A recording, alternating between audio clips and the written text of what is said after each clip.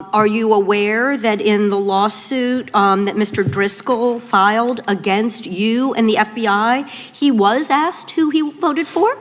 Since that lawsuit has been filed and it's ongoing litigation, I'm not able to comment.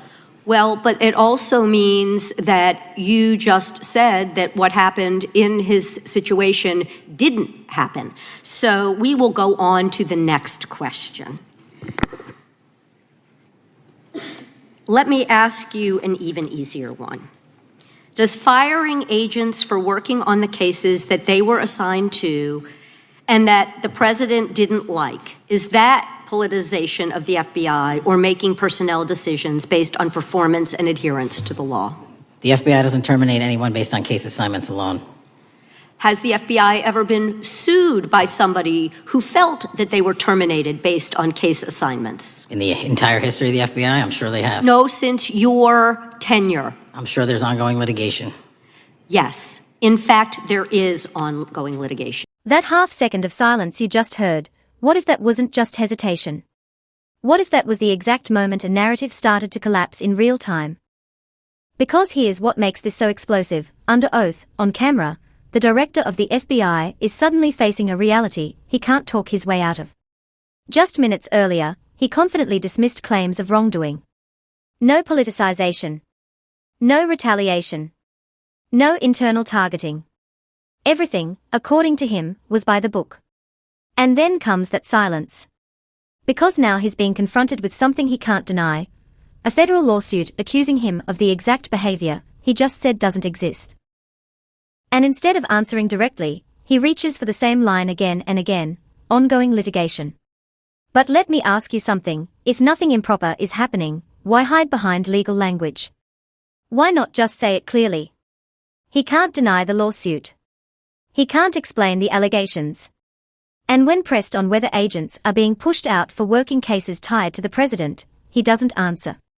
So what is he avoiding? And that's where everything shifts. Because Representative Deborah Ross doesn't need to raise her voice, doesn't need to interrupt. She simply turns his own words into a test. The same promises he made under oath, no politicization, no retribution, no firings tied to casework, those become the standard. And when she applies that standard in real time, his answers fall apart. If you can't talk about it because it's real, then stop pretending it isn't. That one sentence hits harder than any accusation. Because now, this isn't speculation anymore, it's contradiction. I'm going a little out of order here because I'm going to pursue some of the things that you were just talking to Mr. Fry about and remind you about your confirmation hearing.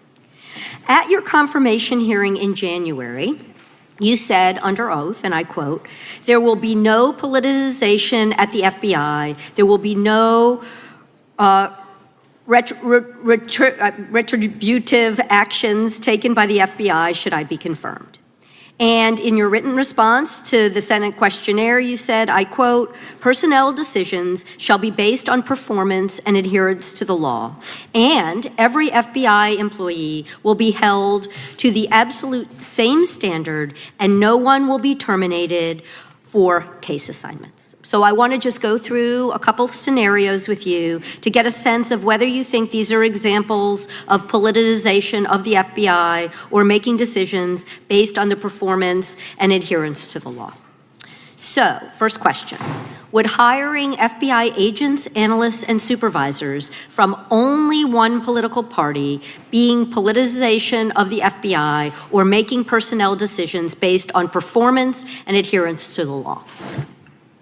We don't ask FBI people, applicants, where their political parties are. Mr. Patel, do you ask FBI applicants who they voted for? The FBI does not. Now think about what just happened. Ross didn't trap him with new claims. She didn't ambush him. She simply quoted his own sworn testimony and asked him to stand by it. And when he couldn't, the entire foundation started to crack. So what's behind that crack? According to reporting from May 2026, insiders describe something deeply troubling, a so-called payback squad inside the FBI, quietly handling politically sensitive cases. At the same time, there are claims that polygraph tests were ordered on senior staff, not to uncover threats, but to identify disloyalty. Let that sink in for a second. Is that standard procedure, or something else entirely? Because if agents are being evaluated based on loyalty instead of performance, then the entire system changes. That's not about law enforcement anymore, that's about control. And when President Trump appointed me to be the FBI director, he said, Kash, you got a mandate to do two things. Crush violent crime and defend the homeland, and also level the institution that has become the weaponization of law enforcement in this country. And here's where it gets even more intense. This isn't happening behind closed doors. This is unfolding publicly, while the official line remains that everything is normal. Meanwhile, experienced professionals, people who built the FBI's reputation in counterterrorism and crisis response, are quietly disappearing. So the question becomes, why? Why are these people leaving? And what happens to an institution when its most experienced voices are gone? And the lasting promise that I will leave you with, and this is a message to the law enforcement community, you have always had the backs of the American people, so the Federal Bureau of Investigation and me as its director will have your back. Let's talk about one of those names. Brian Driscoll. This isn't just another official. This is someone who led an ISIS hostage raid. A Medal of Valor recipient. Someone trusted to lead during one of the most chaotic transitions in modern history. And according to the lawsuit, before he could even be considered for leadership, he was asked how he voted. Not once. 5 times. He refused. And months later, he was gone. So ask yourself, is that about performance, or something else? And it doesn't stop there. The lawsuit also alleges pressure on senior officials to remove agents, with phrases like political capital being used, as if employment decisions were tied to influence, not merit. And then there's the story of Walter Giardino, where, even during a deeply personal family crisis, requests for compassion were reportedly denied. What does that say about the culture inside the institution? And in fact, people have been asked who they voted for. And in fact, you are running an FBI for the President of the United States rather than the people of the United States, because my questions were not hypotheticals. They are the things you have done during your tenure. And according to a lawsuit filed last week by long-term FBI agents, you fired former acting director Brian Driscoll. He had served with the Bureau for nearly 20 years, earned a Medal of Honor, Medal of Valor for bravery during the dangerous ISIS raid, and had a wealth of crisis response experience and led the FBI's critical incident response group. When the Trump administrations interviewed Mr. Driscoll for that role, they interrogated him about his political leanings and who he voted for in the last 5 elections. Questions Mr. Driscoll refused to answer because those types of questions impermissibly politicize the FBI. Now step back and look at the bigger picture. This isn't just about one hearing. This isn't just about one official. This is about whether the system itself is changing, and if it is, how far has that change already gone? Because when Deborah Ross says, "You have flunked your own test," it lands so hard for one reason: those weren't her standards. Those were his. And the record now shows a gap between what was promised and what's being alleged. But here's the critical point. You need to hear this clearly. These are allegations. They come from lawsuits, congressional letters, and investigative reporting. They are serious, but they are not final legal judgments. So where does that leave us? With questions. Big ones. Can an institution like the FBI remain independent under this kind of pressure? What happens when trust begins to erode? And how do you rebuild that trust once it's gone? Because this isn't just political, it's structural. When experienced agents leave, they take knowledge with them. When decisions are second-guessed, investigations slow down. When fear replaces confidence, mistakes happen. And those consequences don't show up overnight, but they build. You also fired Steve Jensen, who served the FBI for nearly 2 decades and ran critical terrorism, counterintelligence, and organized crime operations, whom you once described as embodying what the American public demands of the FBI. But he was fired because he took part in investigating crimes committed on January 6th.